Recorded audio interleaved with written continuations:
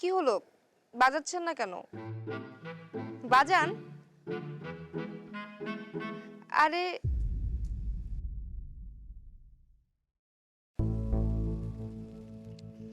বাবা তুমি? তুমি রুমে যাও। বাবা বলছি কিচ্ছু বলতে হবে না তোমাকে, তোমাকে রুমে যেতে বলেছি, তুমি রুমে যাও।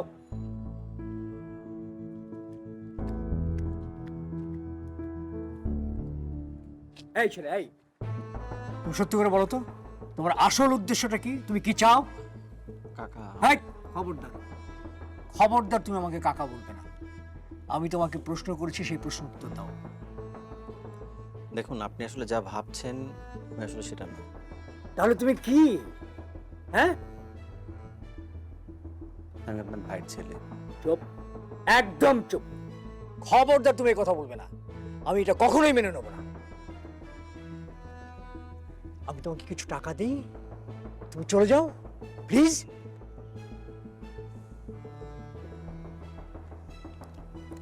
দুঃখিত, আপনি যা বলছেন তা আমার পক্ষে করা সম্ভব না।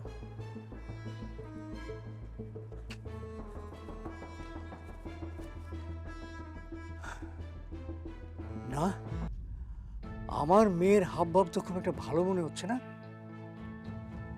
কালকেই হাবিবের বাবার সঙ্গে আমাকে ফোনে কথা বলতে হবে এবং বিয়ের দিন তারিখ সব ঠিক করে ফেলতে হবে। দেরি করা যাবে না।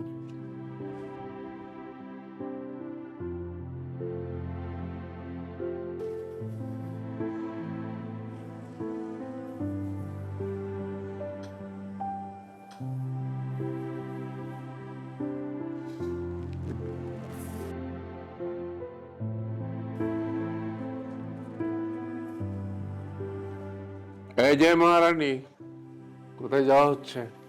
বাড়ি যাচ্ছি দাদু। এটা তো দেখতেই পাচ্ছি, তো যাচ্ছটা কোথায়? দাদু, তুমিও বাবার মতো আমাকে জেরা করছো। আচ্ছা ঠিক আছে, আর জেরা করবো না, কিন্তু তোকে একটা কাজ করতে হবে। কি কাজ? ওই যে মেহেদি ছেলেটা একা একা ঘরে বসে থাকে, ওকে একটু নিয়ে বাইরে ঘুরে আসলে তো পারিস। নিয়ে যেতে পারি, কিন্তু তোমার ছেলের জন্য আমাকে কোনো কথা না শোনায়। আমার ছেলে এখন বাসায় নেই। আচ্ছা, তো ডাকো তোমার মেয়েদিকে, নিয়ে যাই। মেহেদি ঘরে আছে, তুমি ওকে ডেকে নিয়ে যাও। জানো দাদু, হুম। উনি না খুব সুন্দর মাউথ অর্গান বাজাতে পারেন।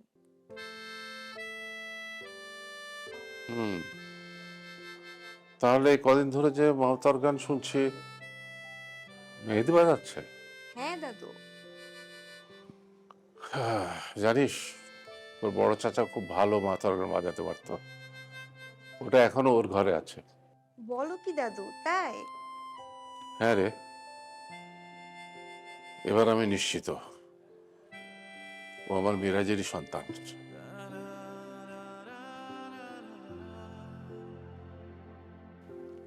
কিন্তু দাদু, বাবা যে ওনাকে একদমই সহ্য করতে পারছে না।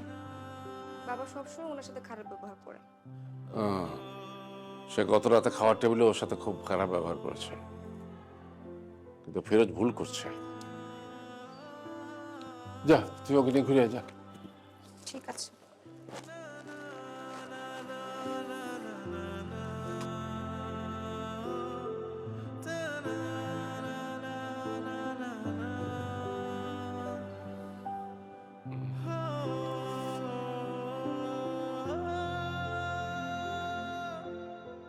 হুম।